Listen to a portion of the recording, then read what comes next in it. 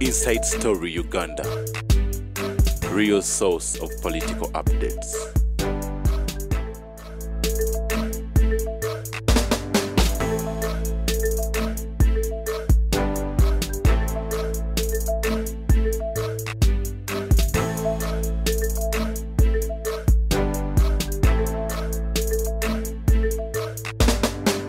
Songa unako rwaliro eruliko ebintu njagala tukwaganyeko ebirozo n'omukukola kutamala emirundi nga ekimu ku ebyo ekyokerera ye abantu tebayita quote and quote independence ya Buganda mbadde nzija kumakya mu motoka mwembadde moroka mbadde nvuga moroka ne radio gyempuliriza nga uli ayogera Uganda bwe yafuna obwetwaze olwaliro yugumanyi Uganda sole Buganda yasooka okufuna obwetwaze ngena kusoma mwezi 8 oluvannyuma Uganda ne Frank na kusoma mwezi 9 Wakati Joe erandozo mcho chimbuziza nti Buganda bwe bayafuna independence yayo ngena kusoma mwezi 8 yo bajuwachi kubanga ebya Uganda tubiraba nti ebya Uganda tulabanga Union Jack eka Uganda flag yambuka tulaba semateka tulaba bebaita instruments of power oba ebyombo byobuyinza kakati Uganda ngefuna ebyobuyinza Buganda yafuna chi baba gamba bugamiti mutyo you know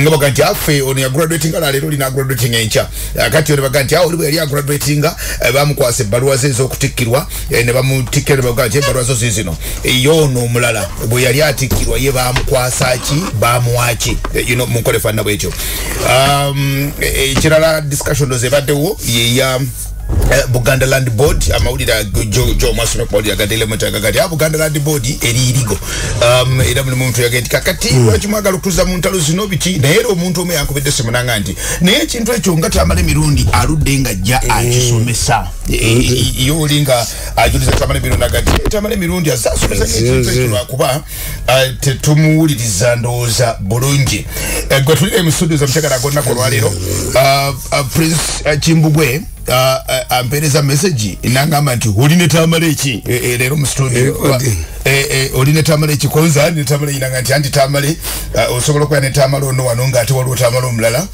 aliyo okay nayenga bocho batulino mu studio zenchero nakubalira ate waliwo pastor omukukula bwanji pastor msikwa tuliza basoza bati abaganda bagamba nti okulamuse wagale netwa chikwata nti osoka kuboza tunapata pakuddamu kina kye tuyita licho karombolombo bukede bulungi ize tewali kintu kyemukisiwandiseeko why am a risk taker era bwe mpandika ebitabo byange nteekako nti for the future will exonerate me nze kampandike abali baawo kuba tetukiwakanirako nze mba mmanyi tebajja bakwatirayo ekintu ekiri academic tewali akibwakanya bantu bagenda baganda ndeetera ebitabo byange nene gwe nagubye eggulu ekyensomere mu ne muganda edda soma mu kitabo kya muntu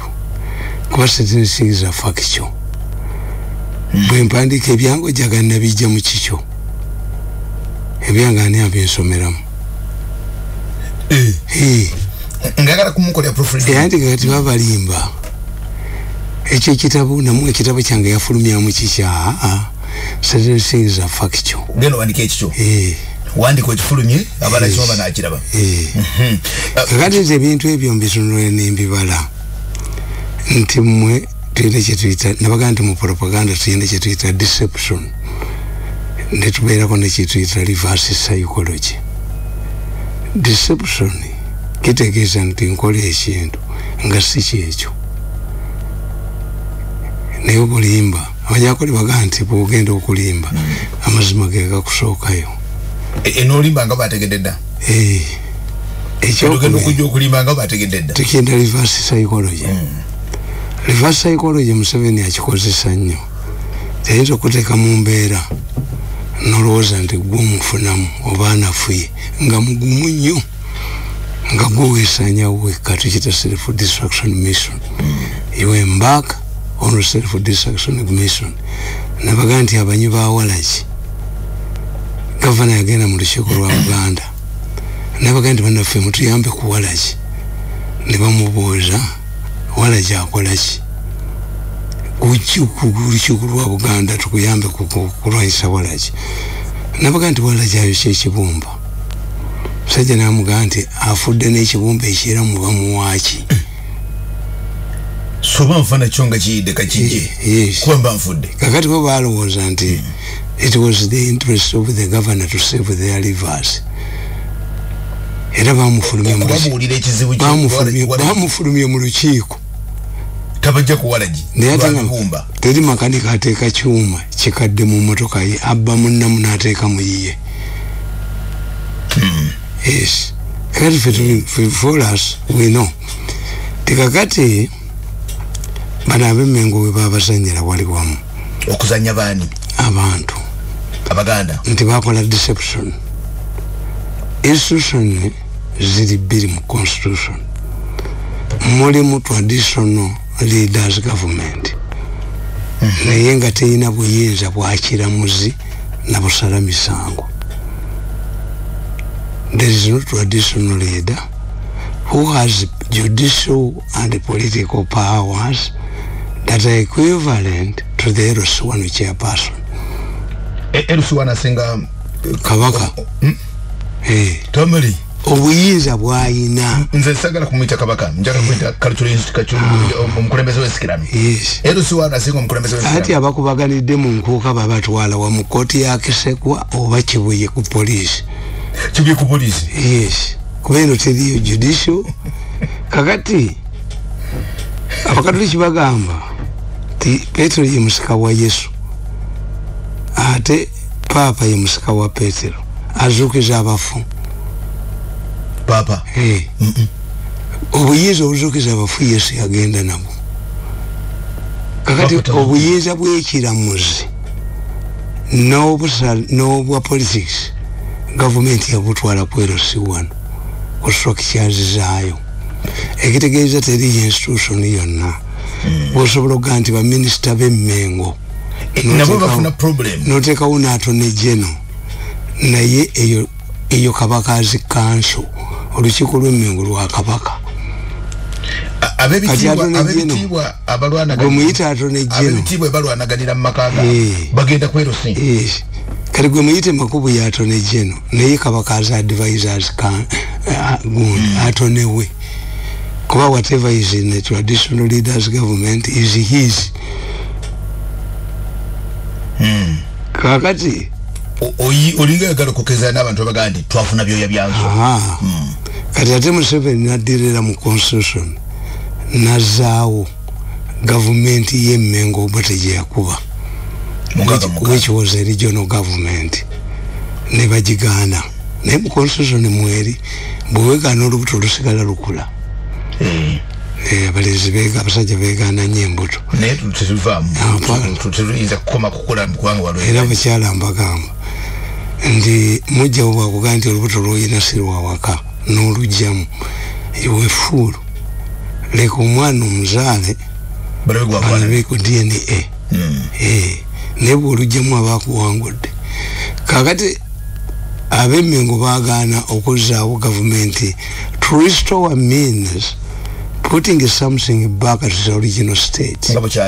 Kati Museveni yazzaawo gavumenti ya Buganda ey'Emmengo ne bagigaana. Naye mu constitution mweri ne yeesirikira. Kakati bano ne bakasala amagezi ne baddira amannya amakadde ne bagateekamu ne bagabatiza kino ekipya. Amanya amakadde ng'agaliwo. Olukiiko lwa Buganda si lwe luno.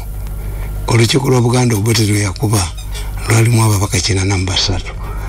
The 20 county chiefs nominated by the Kabaka in the consultation with the Kabaka. Luno bameka.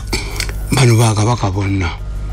Olukiiko lwa Buganda lwalimu ababaka 6 abalondebwa obutereevu. Universal suffrage. Mu bitundu byabwe. Constituencies. Bano ba Kabaka ekitegeeza nti yasi. Katikkiro wa Buganda okuva mu 55 mu ndagaano y'e Namirembe eyakumyawo Ssekabaka Muteesa alondebwa mu lukiiko lwa Buganda. Kati ono si Katikkiro. Nedda ono Katikkiro. Anti si Katikkiro. Oli alondebwa ono muyambi wa Kabaka, Kabaka as aid, but with the name eri.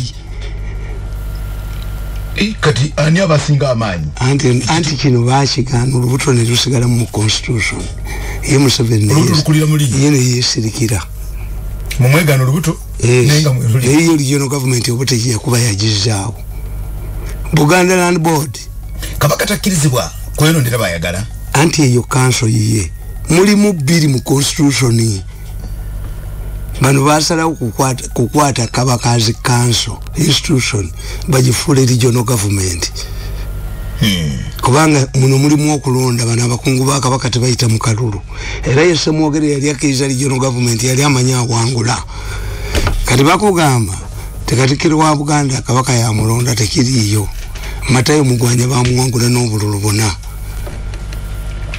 tamali Mayanja Nkanje yesimbawo n'abalala bana ate kabaka ya mulonda dde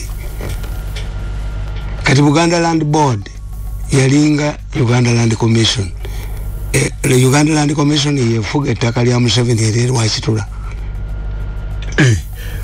anti kasalibera mu Uganda anti kyenkubuulira ye state ye Museveni nga atunda ettaka amala kufuna approval ya Uganda Land Commission kati Buganda Land Board yaliwo nga si ya kabaka kakati eno bano badde ne baddira mayira akenda akabaganda Sahale Johnson ke yalekawo Sahale Johnson bwe yali mu kikola Buganda yabagamba akenda kano nkalekedde abaliddawo kuba mmwe abaami abatono ne bakabaka bammwe mujja kusiriwala muli kuzaba amasamba muli nyomu omwenge mumusalangawo okusiriwala munywe eryammwe nalibawa era nalirekerawo ba trustee eryawo libagala kakati Buganda Land Board si eno bagiyita Buganda Land Board Limited naye yabbana zino eza kabaka kabaka si eno ya kabaka kuba everything ya kabaka Buganda Land Board zeyina powers ziri political na ziri judicial kuba yesu yalekera papa you cannot give out what you don't have in Buganda Land Board Limited company ya kabaka ni mutani we Junju atisobola kufuga mairo kenda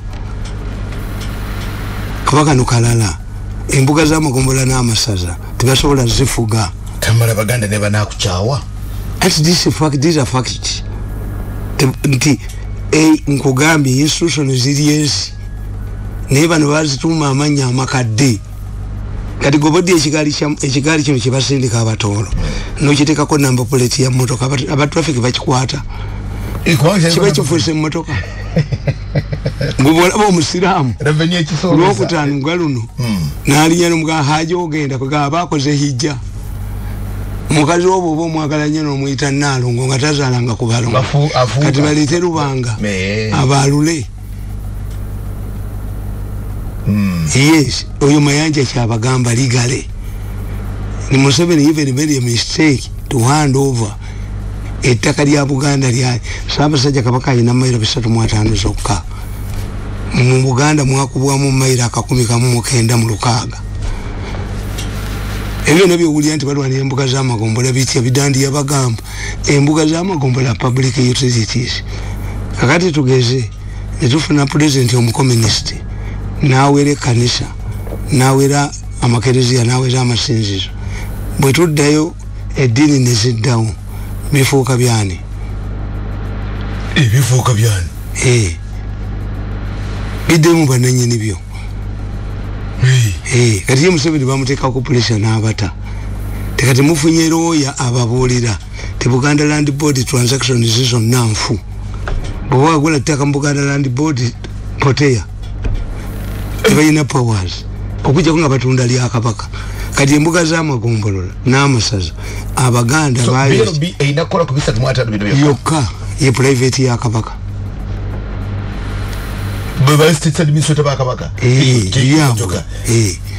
buli ewali embuga y'egombola waliwo square miles 10 buli ewali embuga y'essaza waliwo square miles 16 kati bakiwala bimale bwe bazisaba timutuddiza embuga z'amagombola ate ogamba otya nti Pokeno alagidde e Masaka muve mu mbuga ya Pokeno ate yali public utility singeze enkiiko muzina okutuula kuba gwali musolo gwa baganda mayanja abantu tebamukuba mayinja baganda ati ye fact kwegamba mukazi obo azala namako yokuba basawo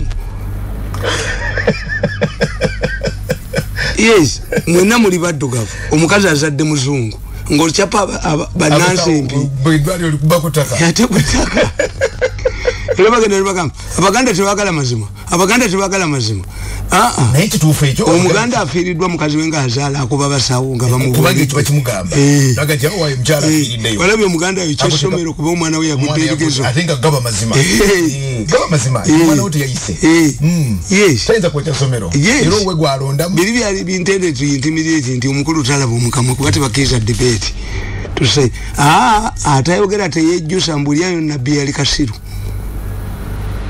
ateri kati tena bitayinza kubeera Kasiru nti omwazinyi Kasiru. The moment you put something in public domain it must be discussed. Bw'oba toyagala bakulabe mu kamoto yasama. Yes.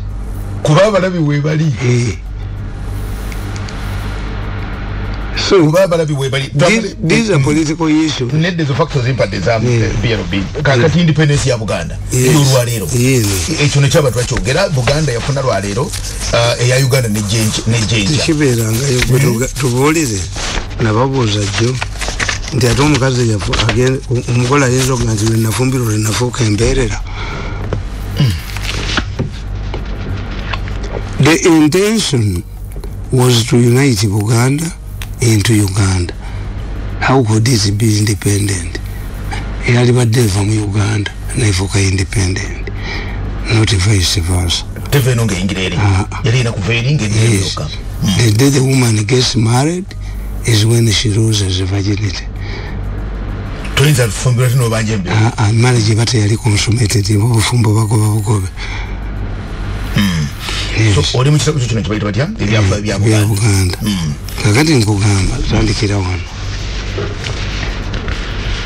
abakungu abakulembeze ba Buganda ebyafaayo ekitabo kino bakiyita ebyafaayo bya Buganda okuva mu 1899 okutuuka mu 1999. I've written an English version abayisole bakyagala abali ku TV boka bakirabe ekitabo kino wano kibayita ebyafaayo bya Buganda. Mutabani wange Sewanda yagamba temaapu nfu ya Buganda basateeka mbuga nga izine buyaga. Okay, bajejisam byabwe si byabwe Sewanda byagalamu ndi ku page 58 ekitabo kinene nnyo ddala kya page 3 ndi ku page 58 egamba bweti ku page 58 ndalete ku paragraph eringa ya kusatu abakulembeze ba Buganda ng'ebyo tebabifunye basawa akakiiko kebayita aka constitution nga baagala kuteesa baagala kateese ku Bungereza mu 1959 kasisinkana omukungu eyali akola ku matwale ga Bungereza e London tewali ekyebafunayo lwabamenyera bwereere bakomawo okusoma ebbumba bagenda bakomawo mu Uganda nga balowooza nti baali bajja kunyigiriza gavana naye n'akona nga 8 October 1960 nga Buganda erabidde ddala nti ebintu biremye era abantu ab'ebitundu ebirala bajenyiddwa nga n'omu ku bakungu mu Bungereza akola ku by'amatwale takyayagalira ddala kwasisinkana bakola ekyali kisembayo. Olukiiko lwa Buganda lwafulumya ekiwandiiko mu Luganda nti bamaze okukiraba nti Buganda okusigala mu Uganda ng'emaze okwefuga kyali kijja kuba kyakabi nnyo eri Abaganda. Ekiwandiiko kyagamba nti singa Buganda yali esigala mu Uganda eyali egenda okufuuka ng'ekitundu ekyekatanga tugeze ekongo ekyali ekongo ekyali kirwana okwekutula ku Kongo. Ekiwandiiko kyagamba nti olw'okwewala ebyo Abaganda baali basazeewo beefuge bokka ekiba kibe. Kalwalero kwali nkwedima bwedimi anti bali bagala kusesinga ngakatanga problem bonna gye bayina nti omwerabira independence yava ku ki era waliwo omusajja bamuyita Pascal Lisoba yali president wa South African Republic nga professor n'agenda France n'addressinga ba students abayivu ne ba professor n'abaga nti ffe twebaza abaddugavu twagala nnyo Hitler. Without Hitler we wouldn't have been independent. Abafalansa bamujjako, but it was correct. America okuyingira mu second world war yali tebirimu. America yawanga Germany sente yongeyagala Germany ekube Bulaaya egiyiteko. Era bw'osoma the rise of America as a superpower genda oboze Manoli, Secretary of State wa America Manoli, doctrine ne Maaso bebazimbira America weri. Kakati second world war bwebanga Bungereza Germany egitwala katikiro yali katikiro kyakiyero nasaba America ejiwe ku buyambi. Roosevelt yali president wa America namugamba jangu mu America. Kyakiyero namugamba nti Abangereza tuli proud people. Tefiza kujja mu gwanga litwafuka kungetwale wadi tuli mu kizibu. They agreed to meet in the Pacific in the international waters. Era the same spot Kabira weyasinkana Mobutu. Uganda yawaye enyonyi yayo, South Africa newaye mmeri, the same spot. Kakati Roosevelt n'abagamba tugenda bawe ebyokulwanyisa. Tugenda babakoleko n'oluguudo mubakunganye mu ssente.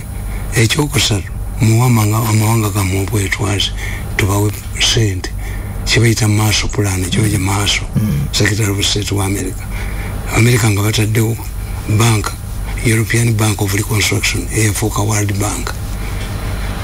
Kakati ky'obalaba soon after the Second World War 45 amawanga gonna bagawa obwetwaze gano Bufalansa ani agali gaweddewo gagende gafune ki. That's why tetulina ekigambo colony ne mandate. Mandate kitegeeza nti eggwanga eryagibwa ku Germany neriweebwa eggwanga eddali kituuse ku independence like Tanzania mandate, protectorate, colony.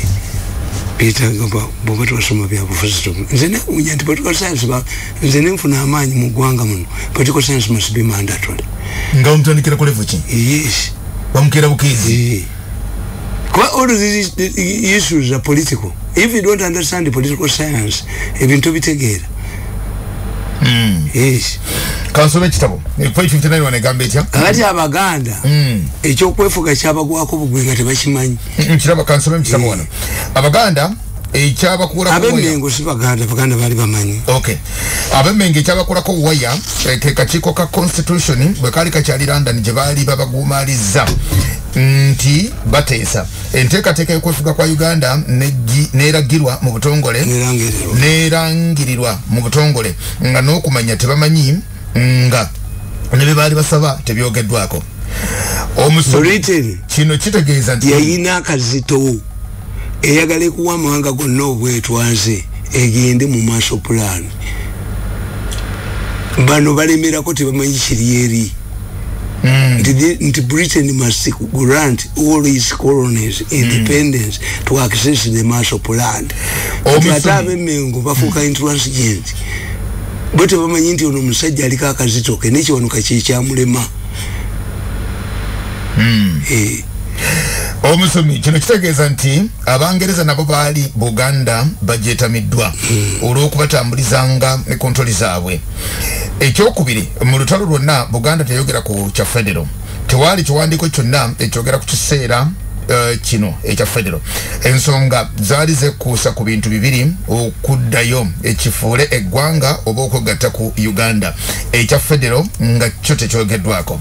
Okusinziira ku road map okwefuga road map kigakiri road map okusinziira ku road map ey'okwefuga wali wajja kubaawo okuwandiika abalonzi mu bitundu bya Uganda byonna.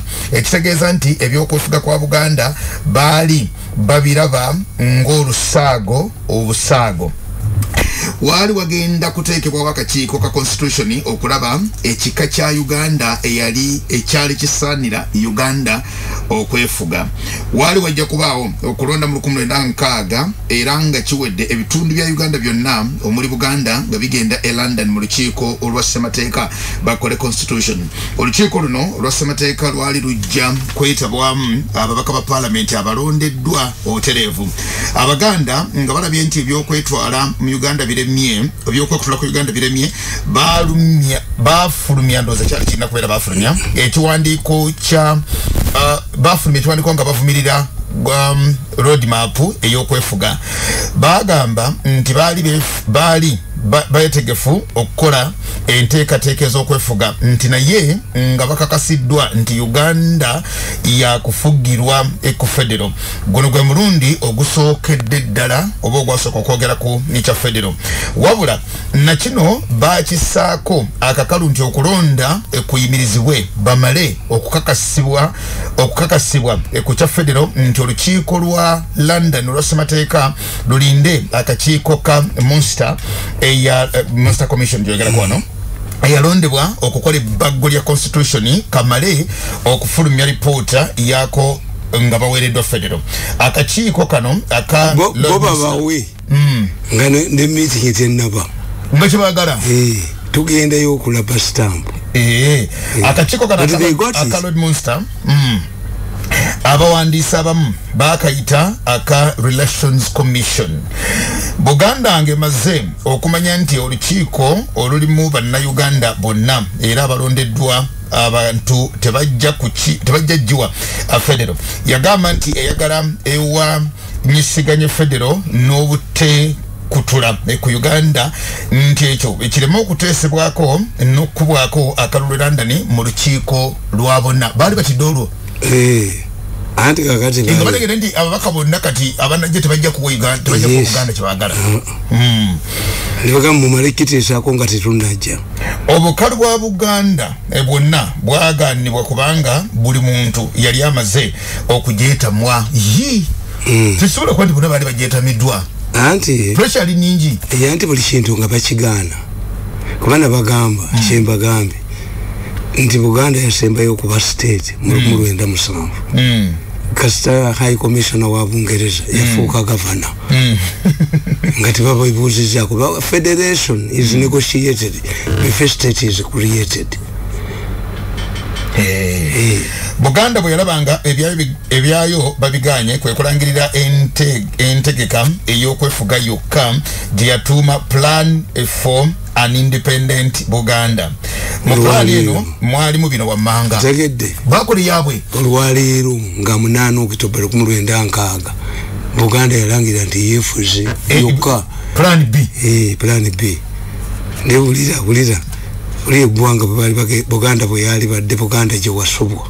Plan B ngisome mu Plan B ekisooka Buganda yali ejja kuteekwawo eggye lyayo naye nga ejja kukola endagaano ne Bungereza y'amagye ate gye bakyayo endagaano eno engejjanga kwekennenyezebwa nga bwe kinaabanga kyetaagisa. Ekyokubiri Buganda ejja kugulawo enkolagana n'amawanga amalala nga bwe kinaabanga kisobose naye nga tukolera wamu ne Bungereza. Gavumenti ya Buganda ng'ejja kussaawo enteekateeka ey'okufuna emyaka 5 oluvannyuma lw'okwefuga. Buganda ng'ejja kusikiriza nnyo abasuubuzi okuva ebweru okuleeta ensimbi zaabwe mu Buganda. Gavumenti ya Buganda ng'ejja kwenyigira mu mirimu egyo egy'okukola egitasobola kuddukanyizibwa bantu ssekinnoomu naye nga mu birala ebyenfuna bigenda kuzimbirwa ku bantu aba bulijjo. Buganda ekyokubeera memba w'akakiiko ak'ebyobusuubuzi n'emisolo aka East African Customs Union. Buganda yali ejja kuteesa n'amawanga ga East Africa amalala okufuuka memba mu bukiiko obukola ku byentambula n'empuliziganya nga nga muno mwe muri n'enguudo n'entambula z'ennyonyi amatendekero gonna East African Federation amatendekero gonna amakulu agatwaliddwa mu gavumenti ya Buganda gatwaliddwa gavumenti ya Buganda wabula Makerere University yali ejja kusigala ng'eddukanyizibwa ku mutindo gwa nsi yonna naye nga Buganda yegiddukanya bano ekitutu nayo Buganda ng'ejja kubeera mu kooti yayo ng'ejja kubeera ne kooti yayo enkulu wamu n'eza districts olwo ekooti ejulirwamu ebeere ya East Africa amakampuni gonna agakolera mu Buganda emisolo gyago gajjanga kujuwa gavumenti ya Buganda ebyensimbi Buganda ng'ejja kusigala ng'etambula ne Bungereza abantu abayingira mu Buganda bali bagenda kubeera bavunanyizibwa gavumenti ya Buganda naye nga abantu baddembe okutambula nga bwe kiri mu mawanga ga East Africa amalala eddembe ly'obuntu n'enkola ey'amateeka bijja kunywezebwa nga butiribiri nga tubaze okwefuga Buganda ejja kwegatta ku kibiina ekigatta amawanga agataliko amatwale ga Bungereza agaliko amatwale ga Commonwealth katulo tugenda mu Commonwealth amatwale ga Bungereza awamu n'agamawanga amagatte United Nations ebya posta Buganda ngegenda kuteekawo ekitongole kyayo ekya posta era kikube ne stamp zaakyo olukiiko lwa Buganda lugenda okusigala nga luteesa amateeka nga lukolanga parliamenti ya Buganda obuyinza bwonna kati obuli mu mikono gya gavana bujja kutwalibwa Kabaka era yajjanga okussa emikono ku mateeka wamu n'okuyisa embalira y'ebyensimbi Buganda ejja kubeera n'eggye eryayo era nga Ssaabasajja Kabaka ye muduumizi waalyo ow'oku ntikko Buganda ejja kubeera n'ekitongole kya poliisi okussaawo eddembe awamu n'obutebenkevu ekitongole kya poliisi kati nga kikola mu Buganda kiteekeddwa wansi wa gavumenti ya Kabaka Kampala Entebbe Masaka Mubende n'ebibuga ebirala awamu n'ekisaawe ky'ennyonyi ky'Entebbe byonna biteekeddwa wansi wa gavumenti ya Kabaka ettaka lyonna eriasiddwa wansi wa Queen wa Bungereza lisiddwa wansi wa Ssaabasajja Kabaka ettaka eryogerwako lyeryo eryaweebwa mu kiyita mu ndagaano ezedda ate nga lyeyambisibwa ekkulu obulungi bw'Abaganda bonna Buganda esuubirwa okuliyirirwa kw'ensimbi eziva mu bintu kati ebiri mu mikono gya gavumenti enkuumi tujja kwewola mu bitongole ebiwozi by'ensimbi awamu n'okusikiriza abasuubuzi ab'ebweru olukiiko kino lukituuseeko ekigambo kyakufunamu lukituuseeko oluvannyuma lwa gavumenti ya Nnaabakyala wa Bungereza okulemwa okukkiriza nti enkola yonna etambulira ku nkola ya paalamenti erina okuzimbirwa ku lukiiko lwa Buganda ne Kabaka obutalowooza nti Kabaka n'olukiiko wamu n'abakungu ba Kabaka ekitwaliriza okukola kino ekkubo lyokka Buganda lyesigaza kwefuga fekka ate nga tusigala nga tukolagana ne Bungereza ebintu Buganda byali egamba nti yali tesobola kubifuna mu ngeri yonna wabula ku nkomerero y'ekiwandiiko kyabwe bakyusa olulimi olwalimu obwannalukalala ekyo kitegeeza ki anti bakugambye olaba difficulties nti they are running away from Uganda because the British government, the colonial government had failed to give them what they wanted. But in all of their statements, they are stressing the importance of relationship with Britain. That's a contradiction. Mu byobufuzi bw'oba oyagala okufuna ekintu olina okulaga nti gwe munafu era gw'onyigirizibwa Buganda eraga ng'enyigirizibwa bagamba nti bakozesa it is not our intention. You have been forced into this position. Nga balaga tibanyigirizibwa Chimbagamba mu politics you must be a victim. Museveni kyava bagamba kati abanvuma banvumira ki kakati abasajja bakonde bagamba nti ulira bamuvuma ku radio omuntu omukulu avumwa mana nagezaako okubira Kabaka essimu emirundi ng'ena nendekawo n'essimu yange bankubire tebankubira mukuru mwana kubira ati esimu notagikwata notamanukula nze kakati mbalaba ku byuma byange president yampa sente n'abalagira gwelooza yali takibaze ti sente ezo muyite muzitwale mu banka ziteeke ku akawunti ebaziwambi kakati nze ndi victim sikyalwana nakulwana mbuka balwane naye tulaba asinze amaanyi bagambye nadde mbalaba ate era mu meeting zaabwe zonna oli yasigadde oku bonna bamugamba ta sente z'omula godifying otya sezaala kukamanda in chief sinalaba yamuwagira omusajja mubonyabonyeza nnyo family ye ebonyebonye like them does nti do you know what mirundi will be after getting this huge money nyingi nnyo this is intended for Museveni to popularize his son kakati kyenkubulira ugamba otya mugozi campaign kati ugamba otya eminense lwadda nti sente zino sijja ziwa muntu kubanga zigenda kuyamba mutabani we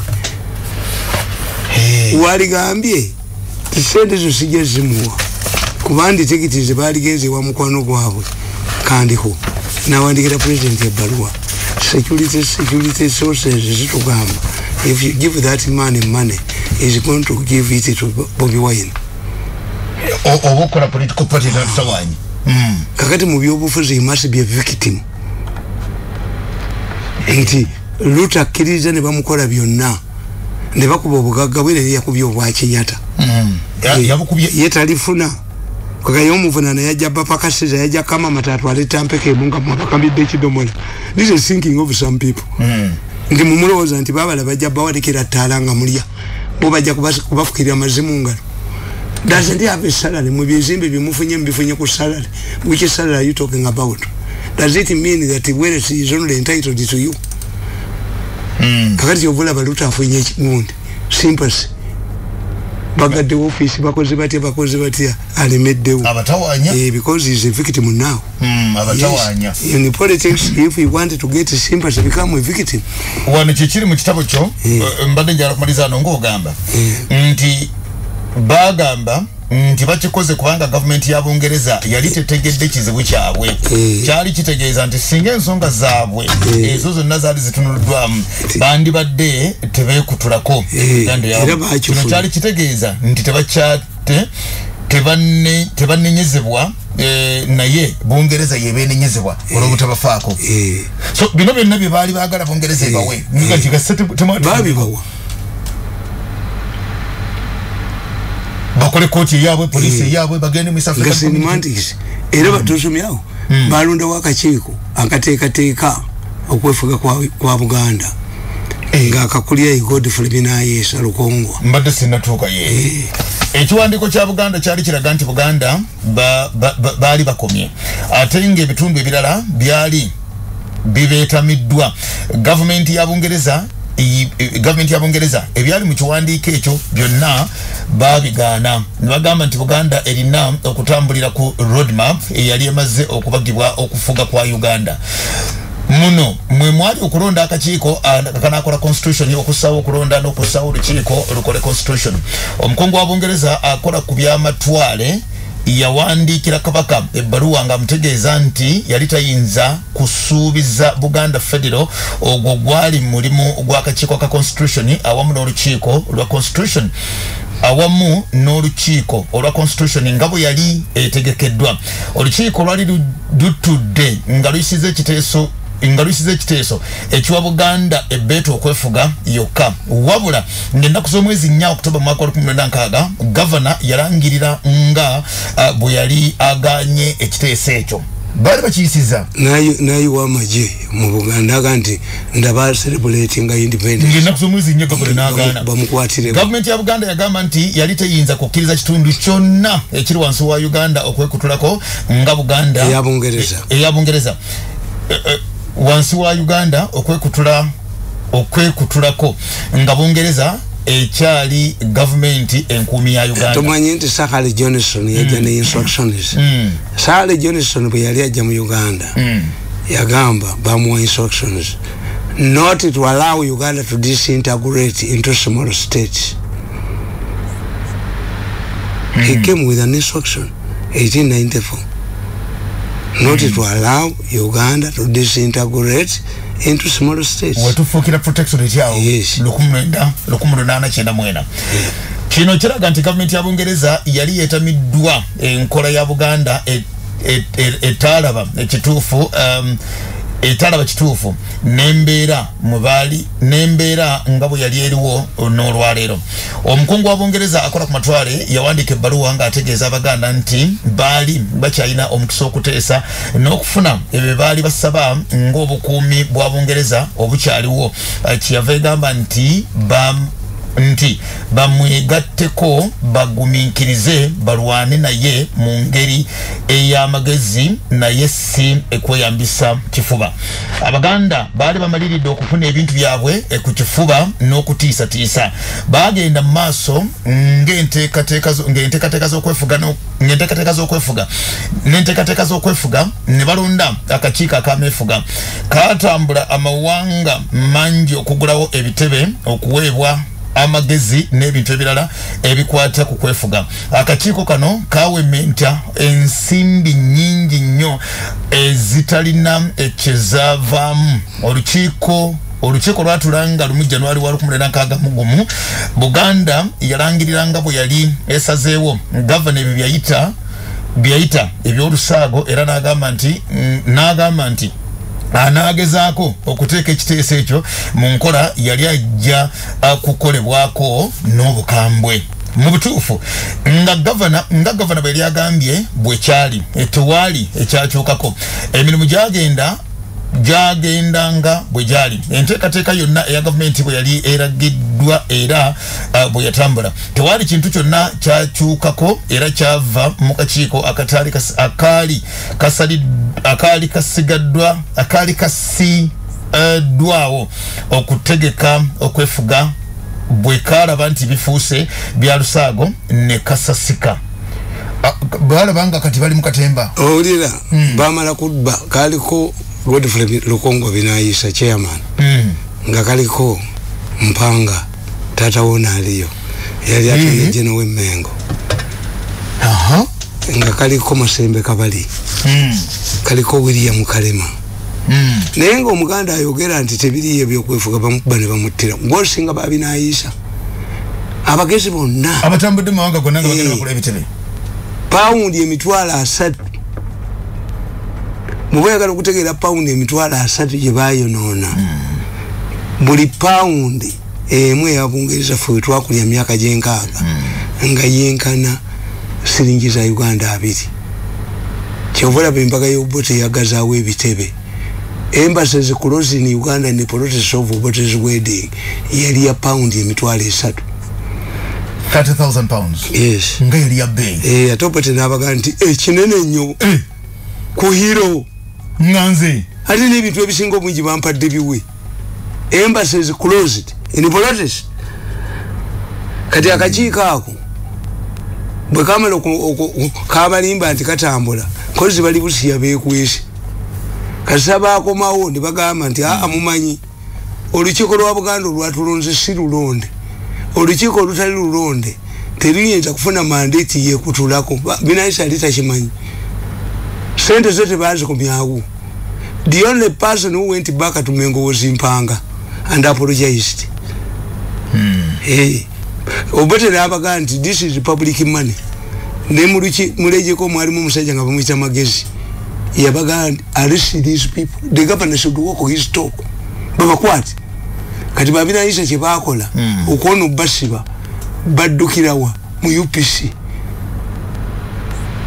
Kamala bino bituufu teri abiwakanya. Asani era nze kasana nategeera nti ba William Kalema, Godfrey Lukongo Binayisa, Masembe Kabali, Mpanga mu mwaka gw'enkaaga babba paundi emitwalo aga mirundi yakola nnyo. Nange kingamba abaana bange sibye naye nina ane kitaffe kye yatugamba sikutte ku kintu kya muyindi na kimu byakikolimo nti bano babanga babbe emitwalo 3 naye bazimba bali bagula bitebe ate biriwa batambulaga bagenda bagula gavumenti ya Bungereza yinza bakkiriza bakabona bagamba Abaganda kweka Busia ewa Busia amungura kweka Busia ne bakomawo n'omunyago gwabwe ne bagamba olukiiko lwatulonze okuteekawo ebya independence ebyo si lulonde lumale kulondebwa mubadde mutwala ssente nga temunnamanya era region tier Museveni yetula nabesaawa 7 mwezi ne badda ku CB yaabwe ne baga kino kiwedde Katende n'avumirira nnyo yagamba muzzukulu wa Ndugwa Semakula yateesa nnyo n'ateesa nnyo naye sikuteesa nga atwagaliza kuba Ndugwa Semakula Kiwanuka is a historian. He's a Kimi. Take me in the Museveni delegation in Bakuba ne bafuluma. Naye afuta olunaku lulamba nga basupporting regional tier tebajegana. Ti ekokatia kavaawa. Chata yavaawa. Kuba bangeriza mu 1200 bayina kibayita magana chata. Chata abami bawamba obuyeza ku Queen the Land Road ne bakikomyawo. Katia kavaawa. Tia means a chamber above the other. Nti president yabagamba nti obuyinza olwedde obuli ku district sijja bujjayo. Naye tukolewo a chamber above the other tuzeewo a regional government. Era namulabanga alwana n'abantu. MPs, the most difficult person yali Kabakumba Maseo. Yamuga nti gwitu kumanya oli president wa Baganda. Bunyoro nga tujiriko organization akanti omayiti bayisa nekiteeka nti Buganda as a district are deemed to have united. Era kye baafuna lulinga netteeka terinafuluma obayita bakuzanya. Tebabagana nga kuteekako kabaka ne bamuteekako nga constitution tenagwa. This is their practice. They know when to strike. They know when to strike. Bwela bavudde bamanya nti omukulembeze ali mu buyinza ali mu difficulties. Is only because nabagamba ti statesman and revolutionary tebabula kamiringibwa abaka parliament tebazeeyo.